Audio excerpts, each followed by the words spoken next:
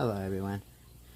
In this video about the bullying, is going to be discussing meeting with school staff, reporting, asking questions, stuff like that.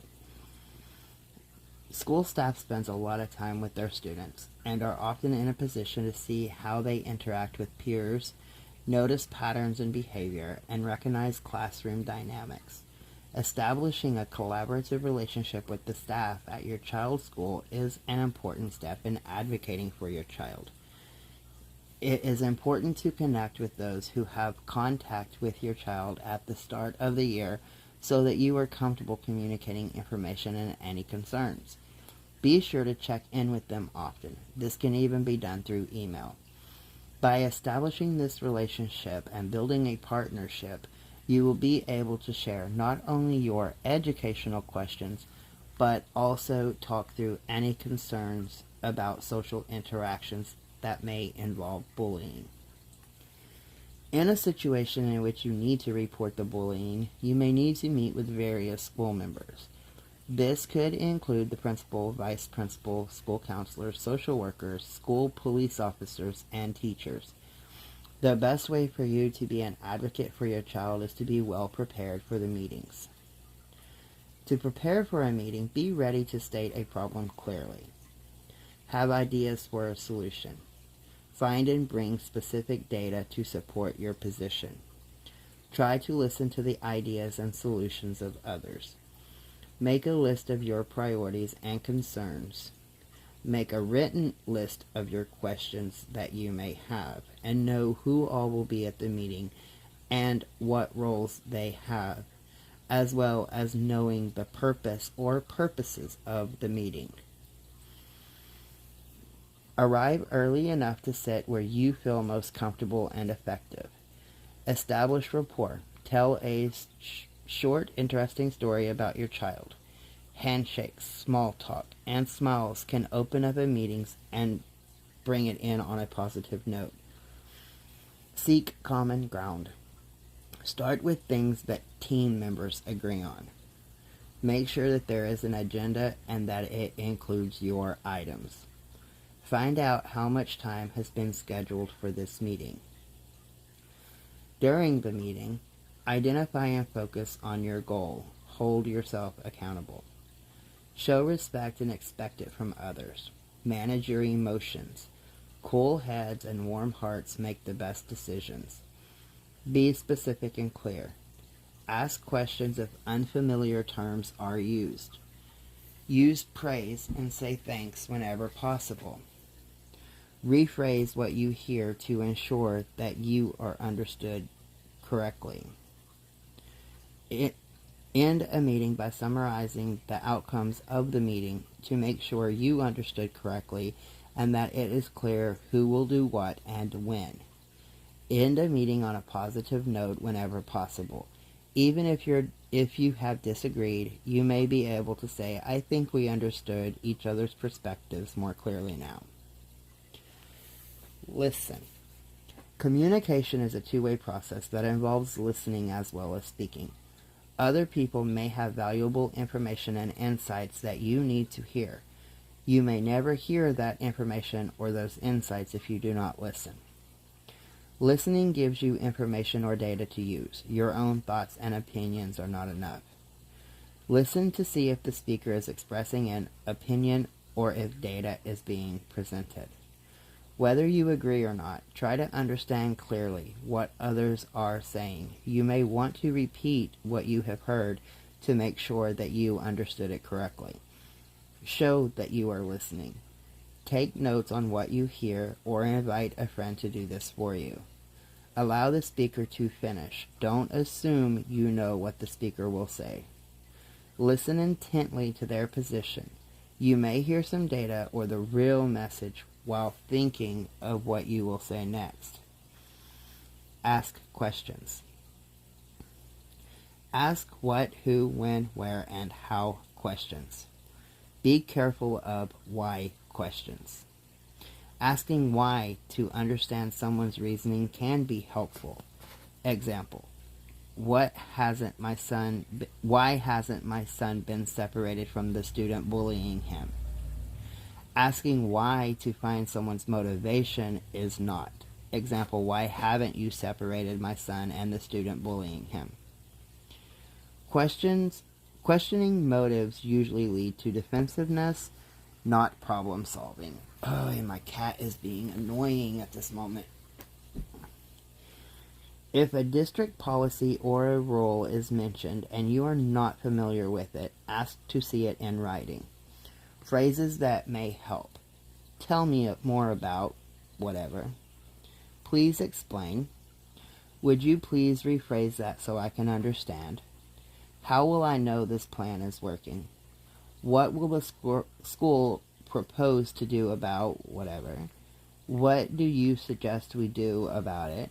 I think I heard you say whatever. Is that correct? That is interesting. Tell me more so I'm sure I understand your views. Now, when you are the speaker, be as clear as possible so that others will understand what you have to say. These are some important communication tips for you to consider. Be honest about what you know and what you don't know. Don't blame. Focus on solutions instead. Give positive feedback and praise as often as possible. If you are interrupted, you may want to say in a polite manner, "Excuse me, I am not finished." Use "you could" rather than "you should."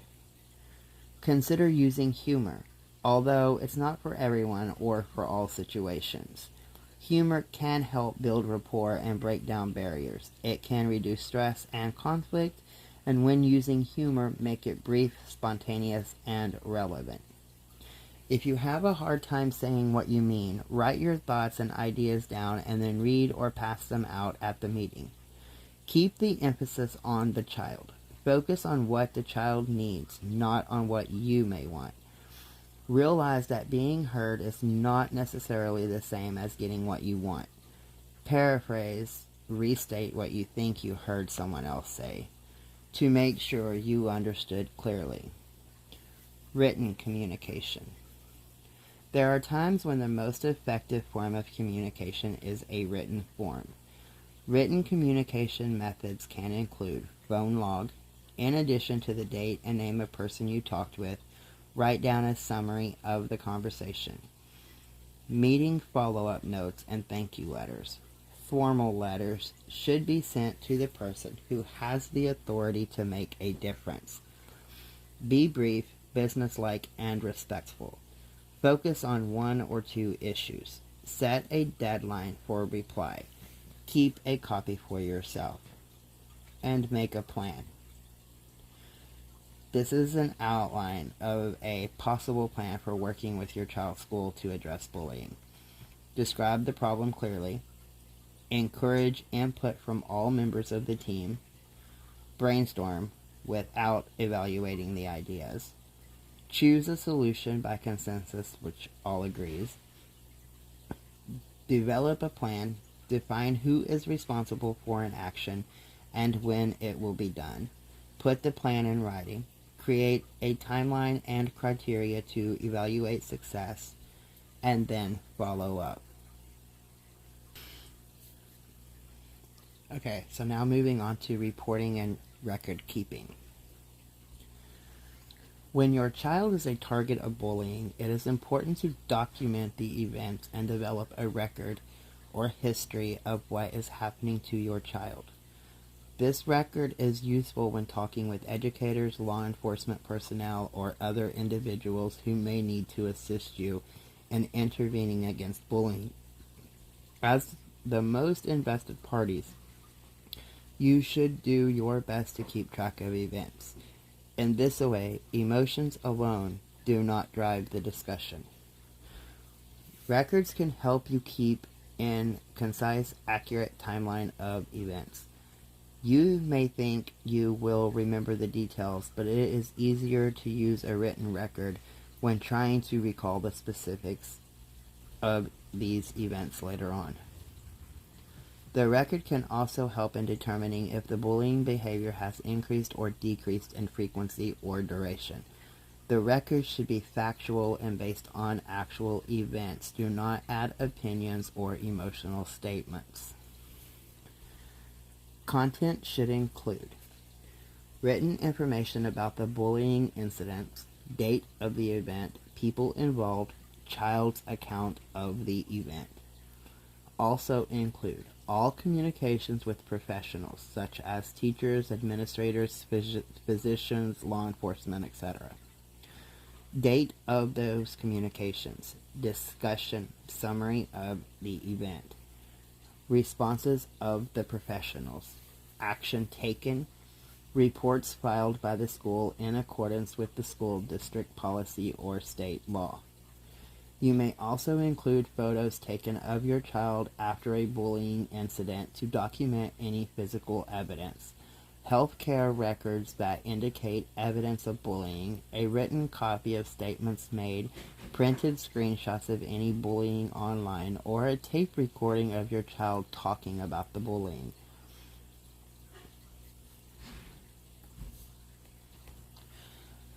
On the community page, I will be putting a link for a template letter for notifying the school of a bullying incident.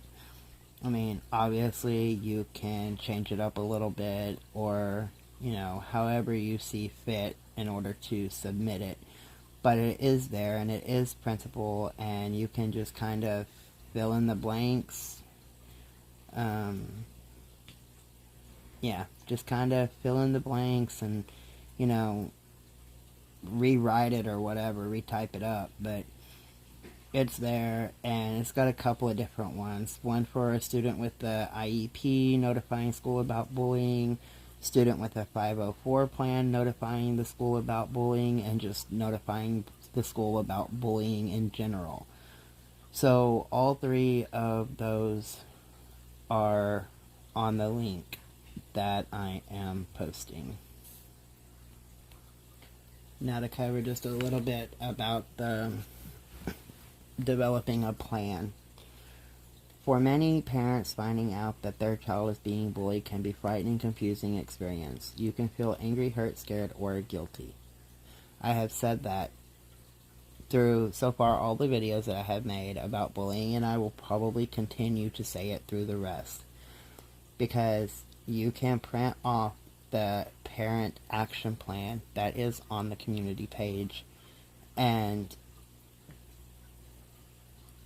by printing it off and putting it on paper, sometimes it can make it more clear. It can show you that there is hope, that you are looking towards making a solution for your child. So print that off, or just copy it down on a piece of construction paper or something and fill it in if you don't have a printer or whatever. But making the plans do help. So the best practices. Every school has different policies and procedures for how teachers and other school staff should respond to bullying. The federal website, stopbullying.gov, provides some guidance and best practices for addressing bullying in schools. When an adult in school witnesses bullying, intervene immediately. It is okay to get another adult to help. Separate the kids involved. Make sure everyone is safe. Meet an immediate medical or mental health needs. Stay calm. Reassure the kids involved, including bystanders. Model respectful behavior when you intervene. Okay, and some don'ts. Don't ignore it. Don't think kids can work it out without adult help. Don't immediately try to sort out the facts. Don't force other kids to say publicly what they saw. Don't question the children involved in front of other kids. Don't talk to the kids involved together. Only do this separately. Don't make the kids involved apologize or patch up relations on the spot. Support kids who are bullied. Listen and focus on the child. Assure the child that bullying is not their fault. Know that kids who are bullied may struggle with talking about it. Give advice about what to do. Work together to resolve the situation and protect the child that is being bullied. Be persistent. Address bullying behavior. Make sure the child knows what the problem behavior is. Show kids that bullying is taken seriously. Work with the child to understand some of the reasons he or she bullied. Use consequences to teach. Involve the kid who bullied in making amends or repairing the situation. Avoid strategies that don't work or have negative consequences. Zero tolerance policies, conflict resolution, and group treatment, for example. Parent involvement. Bullying prevention is a community issue and everyone plays an important role. As a parent, you can become involved in this issue at your school or on a community level by educating and raising awareness about bullying prevention. Consider holding an event, fundraiser, or run, walk, roll against bullying in partnership with the school or in your local community. There are many resources online for those looking to hold an event, provide information to schools, or take other steps to get the community involved in such actions. I hope this video has been useful to somebody. I will start working on the next one very soon. Stay safe. And did you know school-based bullying prevention programs decreased bullying by up to 25%? That's good, but we can do better. Have a great night, everybody.